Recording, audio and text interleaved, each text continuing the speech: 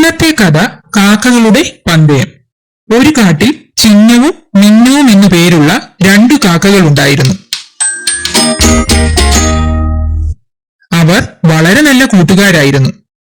ഒരു ദിവസം അവർ തമ്മിൽ ഒരു ചെറിയ തർക്കമുണ്ടായി. ചിന്നു പറഞ്ഞു, ഞാനാണ് നിന്നേക്കാൾ മിടുക്കി. മിന്നു, ഞാനാണ് മിടുക്കൻ. അല്ലെന്നേ, നിനക്ക് തോന്നുന്നതാണ്. ആര് പറഞ്ഞു? കൂടുതൽ മിടുക്ക് എനിക്ക് തന്നെ. എങ്കിൽ അത് നമുക്കൊന്ന് പരീക്ഷിച്ചു നോക്കാം. ശരി, ഞാൻ തയ്യാറാണ്.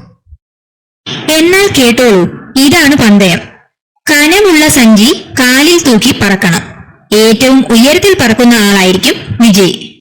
അങ്ങനെ രണ്ടുപേരും പന്തയത്തിന് തയ്യാറായി. ചിന്നു വളരെ സ്വാർത്ഥനായ ഒരു കാക്കയായിരുന്നു. അവൻ സ്വന്തം സഞ്ചിയിൽ പഞ്ഞി നിറച്ചു. എന്നിട്ട് മിന്നുവിന്റെ സഞ്ചിയിലാകട്ടെ ഉപ്പും നിറച്ചു. ഇരുവരും പറന്നു തുടങ്ങി. ചിന്നു മിന്നുവിനേക്കാൾ ഉയരത്തിൽ പറക്കാൻ തുടങ്ങി. ഇതിനു കാരണം അവന്റെ സഞ്ചിക്കുള്ളിൽ ഉണ്ടായിരുന്നത് കനമില്ലാത്ത പഞ്ഞിയല്ലേ. ഉപ്പു സഞ്ചിയും കൊണ്ട് പറന്നുയർന്നതിനാൽ മിന്നുവിന് അത്ര ഉയരത്തിൽ പറക്കാൻ കഴിഞ്ഞില്ല. കാക്കകൾ പറന്നു തുടങ്ങി. അല്പം കഴിഞ്ഞപ്പോൾ മഴ ചാറാൻ തുടങ്ങി. മിന്നുവിന്റെ പഞ്ഞിത്തുണ്ടുകൾ മഴത്തുള്ളികൾ വീണ് നനഞ്ഞു കുതിർന്നു. അവന്റെ സഞ്ചിക്ക് ഭാരം കൂടി. മിന്നുവിന്റെ സഞ്ചിയിലെ ഉപ്പാകട്ടെ മഴവെള്ളത്തിൽ അലിഞ്ഞു പോവുകയും ചെയ്തു. അതോടെ സഞ്ചിയുടെ കനവും കുറഞ്ഞു. അങ്ങനെ മിന്നു ഉയരത്തിൽ പറക്കുകയും പന്തയത്തിൽ വിജയിക്കുകയും ചെയ്തു.